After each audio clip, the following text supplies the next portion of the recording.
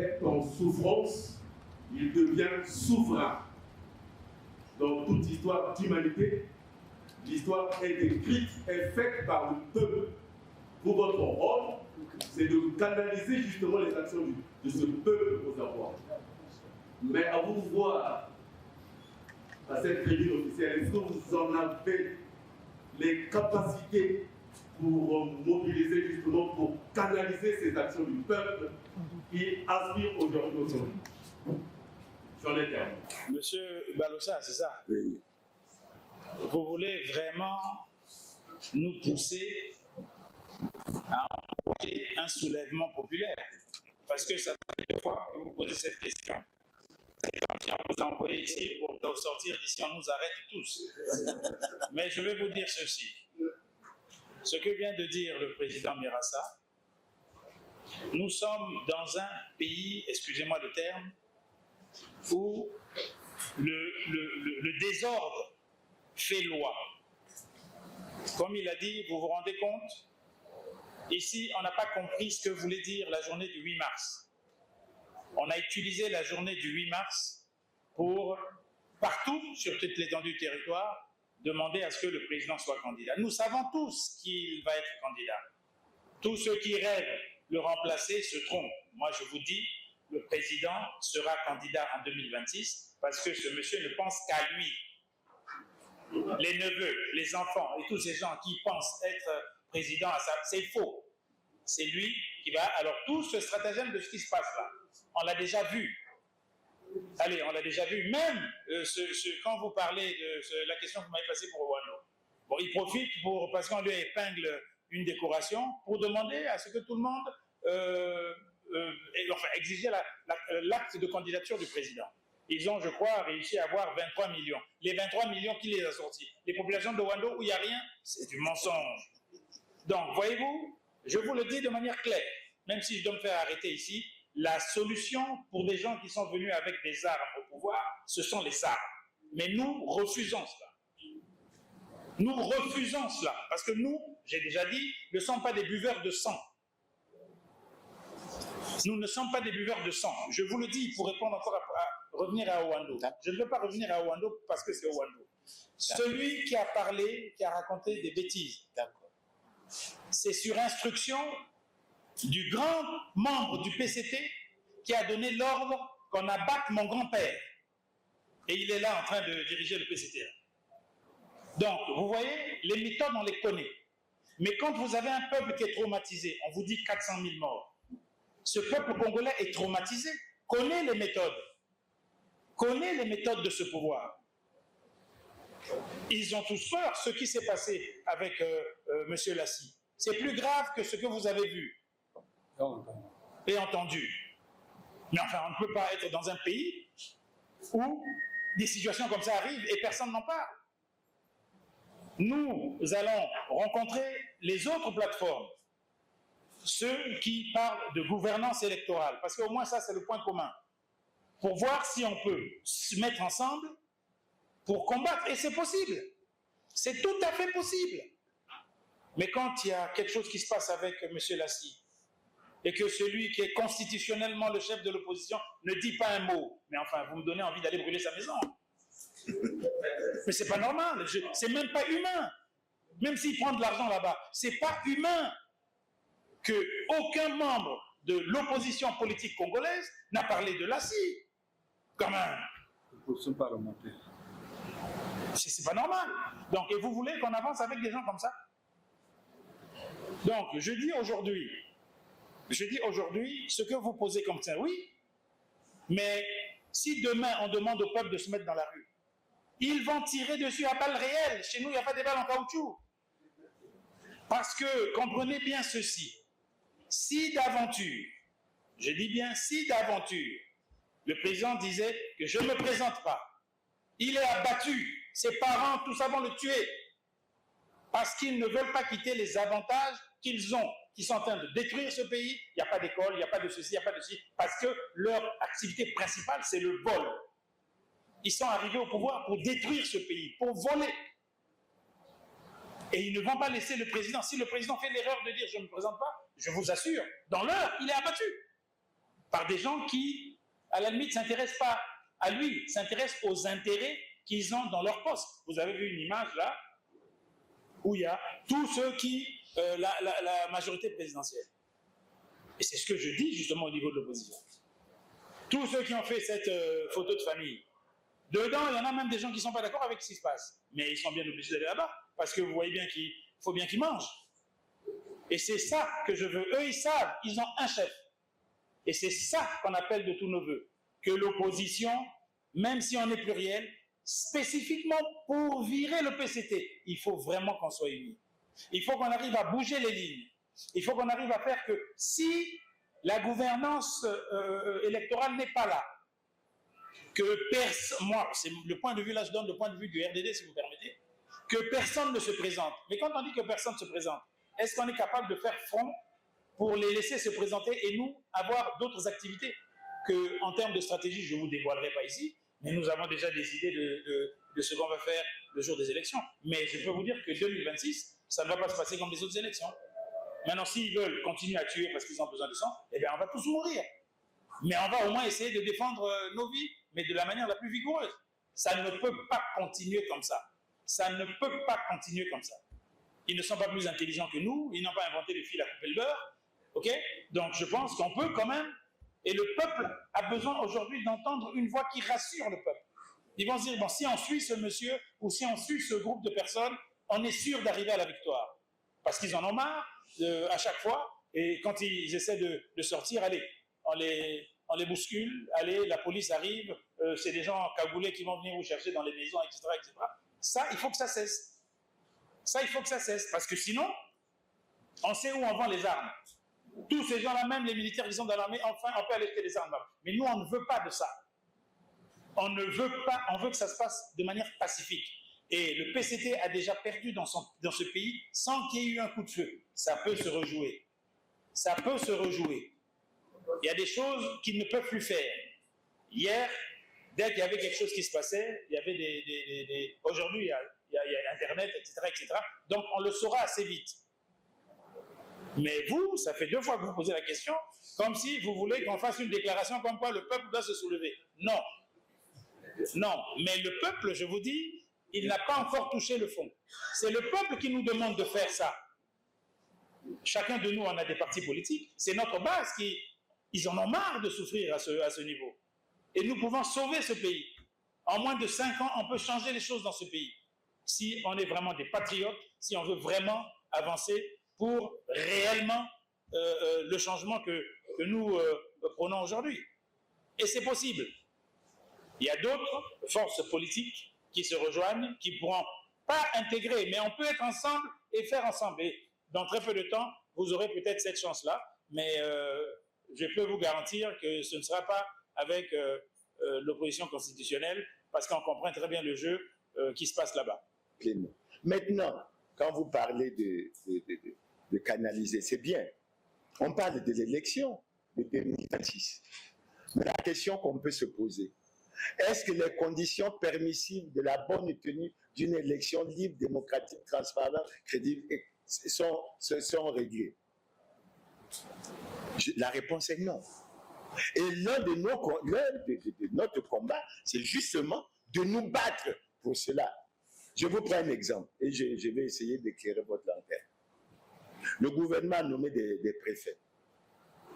Et avant la nomination des préfets, le ministre Mboulou a sorti une note où il donnait instruction au préfet d'agir déjà sur les personnes décédées pour préparer la révision des listes électorales, soi-disant pour aller à la recherche de la maîtrise du corps électoral et des listes fiables.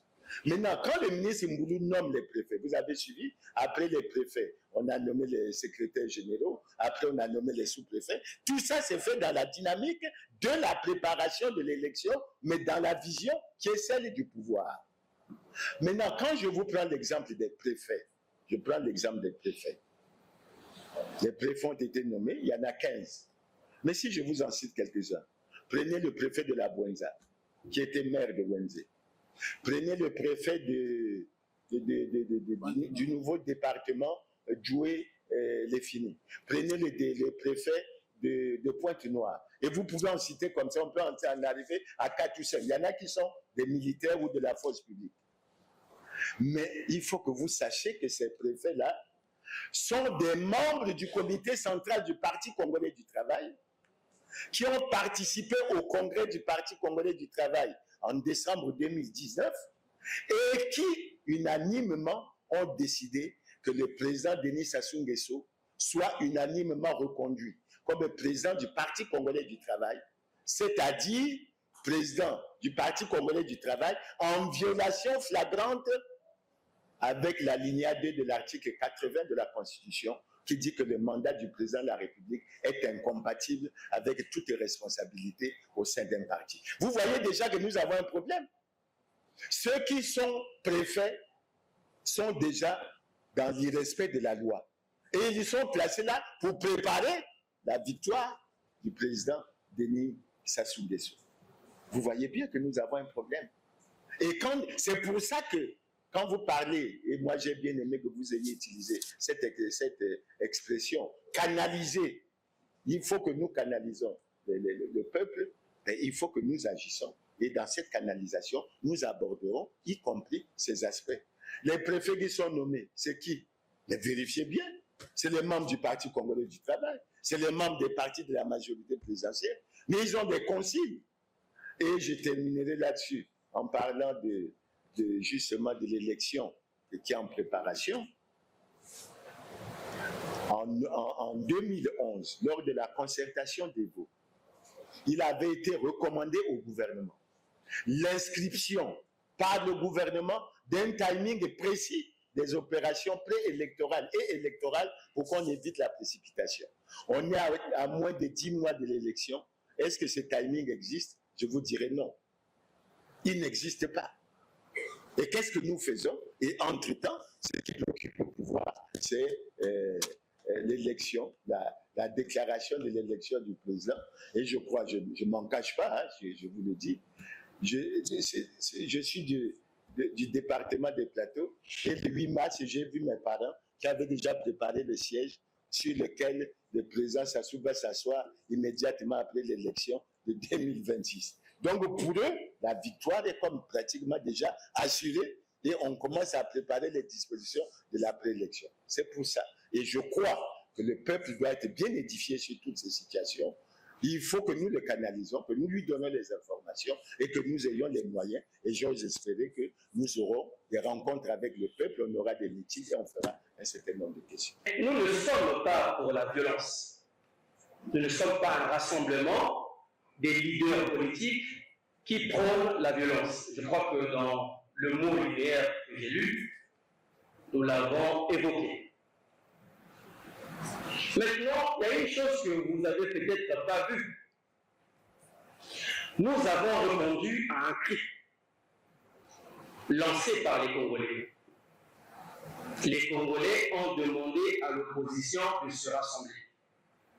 Contrairement à ceux qui ont la responsabilité politique d'écouter les Congolais, de gérer les problèmes des Congolais, ceux-là qui se sont montrés impuissants, qui se sont montrés insensibles aux cris des Congolais, nous avons écouté les Congolais.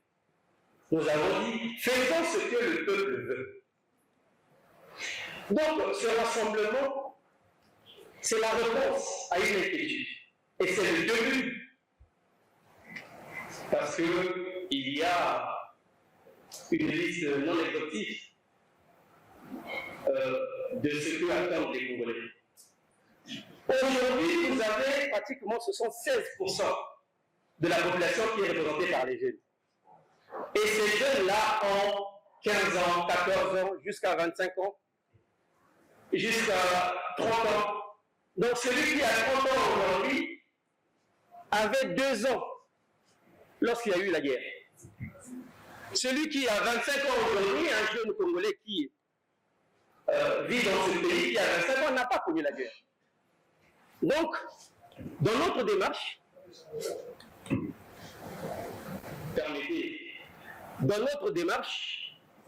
nous ne sommes pas les leaders politiques qui pensent qu'il faut faire recours à la guerre. Nous nous battons pour une véritable démocratie dans notre pays. Maintenant, ce que nous disons au peuple, c'est que nous avons besoin de leur soutien. Nous avons besoin du soutien des Congolais. Nous avons besoin du soutien des jeunes. Maintenant, le PCT qui veut rester au pouvoir, ça doit se passer avec la décision du souverain primaire. À une seule condition, qu'on essaye de regarder sur la gouvernance électorale, qu'on mette les choses à plat. À ce moment-là, on verra qui le peuple va choisir pour 2026. Et nous sommes ici, nous sommes déterminés à faire ce que le peuple nous demande. Merci beaucoup. Que ce que nous disons est simple. Les Congolais du nord au sud, de l'est à l'ouest, nous demandent à nous politiques, particulièrement ceux de l'opposition, de nous rassembler pour sortir le peuple congolais de la situation chaotique dans laquelle le pays est plongé et que les Congolais sont dans la souffrance, dans la misère. Il faut que cela change radicalement et fondamentalement. Mais je tiens à repréciser ce que Jean-Jacques et Dave Mafoula ont tenu à repréciser. Nous sommes dans l'aspect pacifique. Nous ne manipulons pas les armes, nous ne souhaitons pas ça. Et les menus, nous mènerons le combat que nous avons choisi. Nous avons tous ici assisté, pour la plupart des journalistes, à la naissance des plateformes politiques, à la majorité de l'opposition comme au centre. Et c'est les mêmes serments, les mêmes engagements, les mêmes valeurs qui sont rabâchées à chaque fois qu'on annonce la naissance d'une plateforme politique. Il y a quelques années, sinon quelques mois, on a fait presque autant pour Alternance 2026. On a fait autant pour les forces, les forces de l'opposition politique congolaise. On a fait également pour presque toutes les autres coalitions. J'ai là le président Mafoula qui avait parlé de Ola, qui avait parlé de l'opposition audacieuse.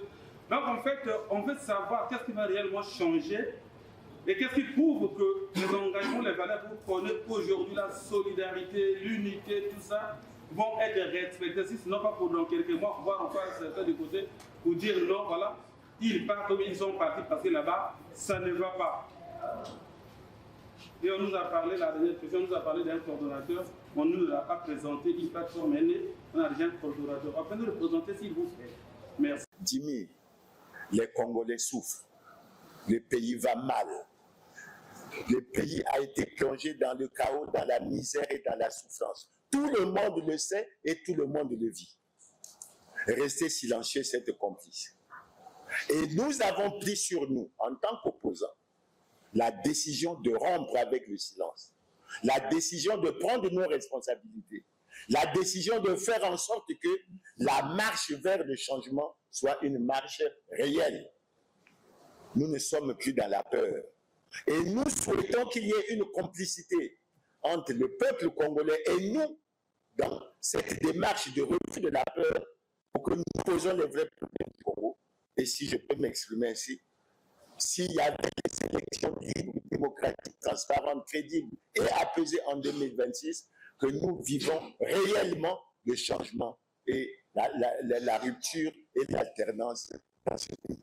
Donc je dis, les acteurs sont certainement les mêmes et je m'adresse au peuple congolais, au nom de mes frères, au nom de mes collègues, pour dire, peuple congolais, vous nous reprochez beaucoup de choses en tant qu'opposants. Nous acceptons et nous n'allons pas reculer devant cette responsabilité.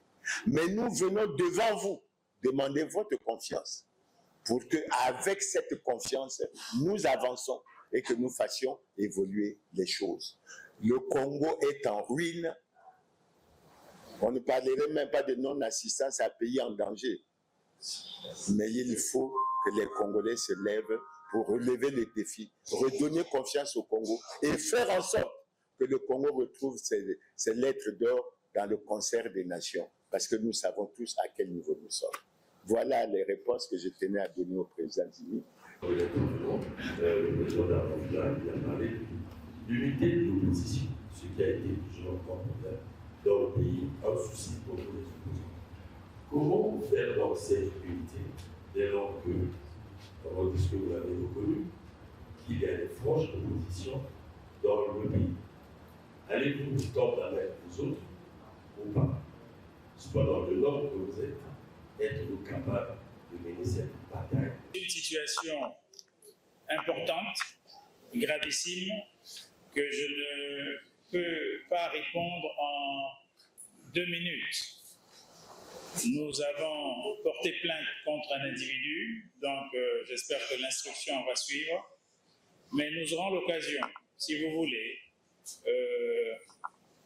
même à travers MAG le Bazar, pour avoir ça comme sujet, mais je pense qu'aujourd'hui, je ne veux pas qu'on soit hors sujet et je pourrais vous donner quelques explications. J'ai porté plainte et nous attendons la réaction justement de la justice. On va voir justement si ici le mot justice dans notre pays veut dire quelque chose. Il y a un bonhomme qui a porté des accusations très très graves en disant que le RDD a dépecé des gens à Ouando. Je ne peux pas répondre parce que ça, je pense que même l'heure qu'on va passer ensemble sera assez difficile. Donc, je vais vous donner les détails. J'attends d'abord la réaction de la justice. Parce que s'il y a instruction, je n'ai pas envie de donner la possibilité, qu'on me fasse, que j'ai tort. Les propos qui ont tenus sont des propos difficiles. La seule chose que je vais juste vous donner un petit éclairage. Je n'ai pas fait un langage, je n'ai pas eu un langage difficile vis-à-vis des autres. Nous sommes au Congo. J'ai estimé simplement qu'il n'était pas normal qu'un individu, fût-il élu ou pas, parce qu'il va recevoir une décoration de citoyen de la ville, demande pratiquement qu'il y ait une ville morte pour cela. D'autant plus je veux dire, il ne mérite même pas ce genre de choses. Bref, je ne vais pas rentrer dans les détails. Ma réaction a été juste qu'on empêche les gens d'aller au marché, on empêche les gens d'aller vaquer à leurs occupations. On a même demandé à ce que les gens n'aillent pas à l'église. Bon, j'ai estimé que ce n'est pas normal. Pour une décoration, et on invite tous les corps constitués. Dans ce pays, il faut qu'on apprenne à respecter l'ordre. Un député, c'est un député. Un député ne peut pas déplacer les corps constitués comme le fait le président de la République. Alors, à ce moment-là, je pourrais dire que ce député a des velléités de remplacer le président Sassou Nguesso et surtout de combattre son fils qui a aussi des ambitions comme ça. Et c'est dangereux. J'ai dit. Au niveau où ils sont, c'est quoi? Il y a eu quoi, Romik? Mais ça, tu ne peux pas l'oublier. Il y a eu une guerre qui a causé près de 400 000 morts, des destructions, etc. Et c'est justement par cette manière où on a fini par rechercher et avoir et le contrôle de la force publique et le contrôle du trésor qu'on s'impose. L'ancrage au niveau des partis du Congo changera dès lors qu'un certain nombre de règles de jeu seront changées. Parmi ces règles du jeu, par exemple, le passage des partis de l'opposition sur les médias d'État. Pourquoi nous ne passons pas sur les médias d'État? Et je vais prendre un exemple pour Romik. J'ai suivi un jeune leader d'opinion qui a fait une vidéo, je crois que vous l'avez suivi. Là-dedans, il révèle quoi? Il était dans sa parcelle, il suivait un panel, il suivait des débats, et il a fait une intervention. Et le chef de quartier qui passait par là l'a interpellé pour dire, petit, qu'est-ce que tu es en train de faire? On dirait que tu fais de la politique. Mais si tu continues à faire ça, je vais te chasser de ce quartier. Vous voyez à quel niveau nous sommes arrivés. Tout comme en évoquant le cas de Lassi, où après avoir subi ce qu'il a subi, Lassi nous a révélé qu'on lui a dit qu'après l'avoir jeté à Madikoutchekele, on lui a dit on te donne une semaine pour quitter ce pays. Tu es Congolais, on te demande de quitter ce pays pour que tu ailles où? Tant qu'il y aura cette intolérance, tant qu'il n'y aura pas l'acceptation du droit à la différence, tant qu'il n'y aura pas le respect de la loi pour tout le monde, et Romik, je ne t'apprends rien, avec l'autorisation de mes collègues, je peux me permettre de te le dire, mais moi je le dis devant les journalistes, et vous n'avez jamais eu le courage de reprendre cela. Le Parti congolais du travail n'est pas en conformité avec la loi. Et quand vous prenez la loi que le Parti congolais du travail a lui-même voté, la loi relative au parti, on dit que lorsqu'un parti n'est pas conforme à la loi, le ministre de l'administration du territoire doit le suspendre et fermer ses locaux. Posez-vous la question, pourquoi ce n'est pas fait? Et dans ce cas, que signifie le mot ancrage? Lorsqu'il y a des partis qui estiment être au-dessus de la loi, alors qu'il y en a d'autres qui sont pénalisés, qui même lorsqu'ils sont en règle, ne peuvent pas recevoir de récépissé. C'est tous les problèmes qu'il faut résoudre. Et j'ajoute quelque chose aussi, que les Congolais ont peur de dire. Mais le président Sassou, pour lequel toutes les voix s'élèvent à travers le pays pour réclamer son élection. Mais le président Sassou n'est pas en conformité avec la loi. Le président Sassou n'est pas en conformité avec la loi. Il a fait changer la Constitution pour faire évoluer les institutions. Malheureusement, il ne respecte pas la loi. Et vous me direz que Mme Mirassa fait la langue de bois, mais je vous ajoute, vérifiez, cherchez tous les documents officiels. Depuis 2002, le président Denis Sassou Nguesso n'a jamais déclaré son patrimoine conformément aux articles 48 de la Constitution du 20 janvier 2002 et à la Constitution du 25 octobre 2015. On a eu 400 000 morts. Pourquoi? Pour continuer à violer la loi ou pour la respecter? À partir de ce moment, je vous situe le contexte dans lequel les partis de l'opposition évoluent. Mais nous qui sommes ici, vous avez écouté une fois le président Dave Mafoula faire le bilan de l'action du président Sassou, et vous avez écouté les réactions du Parti congolais du travail. Vous avez écouté notre frère, beaucoup de Congolais réagissent souvent quand on évoque ce cas, mais je parle de la conférence de presse qu'il a faite. Lorsque Joseph Kinyumbi Kiambungu a fait une conférence de presse où il a dit que, entre autres, que le Congo était en ruine, qu'est-ce qui s'en est suivi? Mais il a perdu son poste. Ça veut dire qu'il y a un certain nombre de présenteurs. Maintenant, en termes d'ancrage, je peux vous dire et vous rassurer que si le rassemblement des forces du changement bénéficie de tout ce qui est prévu par la loi, liberté d'expression, liberté de circulation, liberté de manifestation, liberté de réunion, il n'y aura plus de problème d'ancrage des partis d'opposition dans le pays. Je ne pense pas me tromper et je crois que c'est quelque chose qui peut être vérifié. Laissez-nous.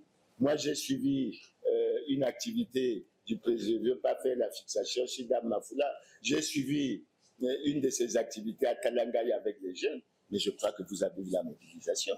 Pourquoi on a peur que les partis de l'opposition fassent des réunions ou fassent des manifestations? Et nous voulons justement qu'avec le rassemblement des forces du changement, qu'il nous soit autorisé de faire des marches, qu'il nous soit autorisé de faire des meetings et qu'il nous soit autorisé de mener un certain nombre d'activités. Le problème d'ancrage, Romik sera arrêté. Maintenant, s'agissant de la première question, Romik, mais prends la loi. Moi, j'ai la loi. J'ai pris le soin d'avoir la loi sur le déterminant des statuts de l'opposition politique avec moi. La loi est claire. Dans son alinéa 2 de l'article 1er, elle dit ceci. L'opposition politique est constituée par l'ensemble des partis ou groupements de partis politiques ne soutenant pas l'action du gouvernement. Et nous qui sommes là, avec ce départ, nous avons fait un choix clair. Le rassemblement des forces de changement comprend des partis qui font l'opposition au pouvoir. Et nous précisons bien, nous sommes de l'opposition au pouvoir. Nous ne sommes pas de l'opposition du pouvoir. À partir du moment où nous avons fait des annonces de rassemblement, Jean-Jacques Serge Yombi Opango a fait des annonces ici, les partis congolais sont bien informés de la démarche. Nous allons aller vers tous les frères qui voudront bien nous rejoindre, à condition qu'ils acceptent de faire partie de l'opposition au pouvoir. Si vous êtes de l'opposition du pouvoir, vous ne pouvez pas être avec nous. Et fondamentalement, maintenant, cette conférence de presse a entre autres pour objectif que l'opinion nationale, que les partis politiques soient informés et que nous donnons l'information. Et nous sommes ouverts à toute discussion pourvu que nous soyons d'accord avec les objectifs que Dave Mafoula vient de vous révéler à travers le mot liminaire et nous avancerons correctement. Pourquoi ce rassemblement? Essayez un peu de le répéter par des mots simples et plus clairs. de nous expliquer pourquoi naît ce changement.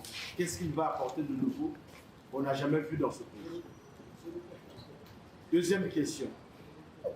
En deux sous-questions. Quelles sont à la fois l'avenir et la chance que vous donnez à ce rassemblement, surtout que nous sommes à la veille d'une élection présidentielle? Il y a, en ce qui nous concerne, la nécessité d'unifier toutes les forces politiques pour que nous réalisions le changement dans ce pays. Ça veut dire quoi, puisque tu veux qu'on parle en français facile? Que nous devons nous battre pour que le PCT et son système ne soient plus au pouvoir à partir de 2026. Et nous le souhaitons, nous vous l'avons dit, de façon pacifique et de façon démocratique. C'est pour ça que nous tenons absolument à ce que les élections soient libres, démocratiques, transparentes et apaisées. L'autre aspect, c'est l'affirmation de notre détermination à offrir une alternative crédible et résolue au régime en place, dont la gestion a conduit à la désorganisation des institutions, à l'affaiblissement de l'État et à la souffrance du peuple congolais. Maintenant, en termes beaucoup plus clairs, je dirais à Loïcia Martial et aux autres journalistes, le Congo va mal, très mal. Le bilan du président Sassou est fait par tous les Congolais. Ils n'ont pas l'électricité, ils n'ont pas l'eau, il n'y a pas de route, il n'y a pas d'argent pour arranger les érosions. Il y a de plus en plus des vols, des détournements. Et les gouvernants viennent nous raconter tous les jours qu'il n'y a pas d'argent. Ce que nous voulons, c'est que les Congolais se rendent compte que le Congo est un pays riche et qu'il n'y a aucune raison qu'il soit dans la misère et dans la précarité qu'ils connaissent actuellement. Et notre défi, notre démarche vise à ce que véritablement nous osons, nous agissons pour réussir le changement. Et le plus tôt serait le mieux. Je n'ai pas parlé de l'avenir de la jeunesse, je n'ai pas parlé d'autres aspects. Tous les Congolais connaissent maintenant le bilan. Et notre problème, justement, c'est que malgré ce bilan, vous voyez ce que le pouvoir nous propose, c'est la reconduction du président Denis Sassou Nguesso au regard de son bilan, comme si et le Parti congolais du travail et les autres partis de la majorité présidentielle n'ont eux-mêmes aucune idée sur un autre candidat qu'ils pourraient présenter au niveau du Congo. Et à mon avis, c'est très grave. Donc, à notre avis, le changement est une recommandation, une volonté de notre peuple pour changer l'ordre au niveau du Congo. Et nous partageons ce point de vue. Maintenant, en ce qui concerne l'autre question, l'avenir et la chance que nous nous donnons, ce que nous souhaitons pour que nous réussissions dans la démarche que nous avons amorcée, nous souhaitons avoir le soutien du peuple congolais. Dans la plateforme, nous constatons que c'est une vieille figure de l'opposition qui tient les ficelles. Donc vous, le président Binassa, est-ce que ça ne sera pas du déjà vu, ça ne sera pas le vieux schéma? Est-ce que vous ne resterez pas sur le mode opératoire que nous connaissons depuis longtemps? Qu'est-ce que vous allez amener de nouveau? Parce que nous savons que vous étiez focal d'autres plateformes que vous étiez à la tête. Ça n'a pas eu des bons moments que nous connaissons nous tous. Donc je voulais savoir, à la tête de cette nouvelle plateforme, est-ce que ça ne sera pas déjà vu le même mode opératoire du vieux chemin? La deuxième question, c'est qu'après 9 mois de la présidentielle, il y a une nouvelle plateforme que vous nous présentez aujourd'hui. Est-ce que vous allez maintenir le cap ensemble, rester en rang serré jusqu'à la tenue de la présidentielle de 2026? Une vieille figure qui, depuis la conférence nationale, s'est toujours positionnée à l'opposition. Donc, du point de vue de mes idées, du point de vue de la constance, je crois, en ce qui me concerne, savoir que le peuple congolais n'a rien à me reprocher. Et lorsque Jean-Jacques a tenu ici une conférence de presse à laquelle j'ai pris part, et il a parlé des nouvelles forces de changement, j'ai rappelé à Jean-Jacques que c'est nous qui avons animé les forces de changement en 1991 et qu'aujourd'hui, être toujours au milieu des forces du changement, c'est ça qui donne la force. Et quand on regarde le vécu, mais c'est pas les parents qui déclarent, c'est pas les enfants qui déclarent leur naissance, ce sont les parents qui déclarent la naissance et il faut en tenir compte. Maintenant, malgré tout, j'apporte une précision. Je ne suis pas, je dis bien, il faut que j'apporte la précision, je ne suis pas le président ou le coordonnateur de la plateforme. Ce que nous vous donnons, c'est l'annonce que nous faisons. Il y aura des assises, il y aura la mise en place des instances et de façon démocratique, transparente et claire, nous avancerons. Maintenant, sur les débats sur la jeunesse que vous évoquez, ben vous voyez bien que Dave Mafoula est avec nous. Mais dans ce débat, moi, je ne suis pas de ceux qui font un distinguo dans cette affaire de transition intergénérationnelle entre vieux et jeunes. Je pense qu'il y a un problème de morale, il y a un problème d'éthique, et la gestion de la mauvaise gouvernance dans ce pays a fait que nous en arrivons là. Quand vous prenez notre Congo, si vous revisitez l'histoire, le président jeune, celui qui est arrivé jeune au pouvoir, c'est qui? Je crois que vous le connaissez. C'est Marien Ngouabi qui est arrivé jeune. Et vous savez bien que Ngouabi est arrivé jeune, et nous les Congolais, nous l'avons tué. Il faut le dire aussi. Il est mort pratiquement jeune parce qu'il est arrivé au pouvoir pratiquement à 29 ans et il est mort à 38 ans. Le président s'assoit, ce que je sache, et là je vais peut-être titiller les hommes politiques. On peut dire au Congo qu'il est arrivé jeune parce que 36 ans, quand on arrive au pouvoir, je crois qu'il est arrivé à 36 ans, on est jeune. Mais au plan statistique et démographique, on est plus jeune. Parce que c'est la jeunesse, c'est jusqu'à 32 ans. Mais nous tolérons. Donc, président, mais il a géré les choses. Bon, avant, il a géré des choses.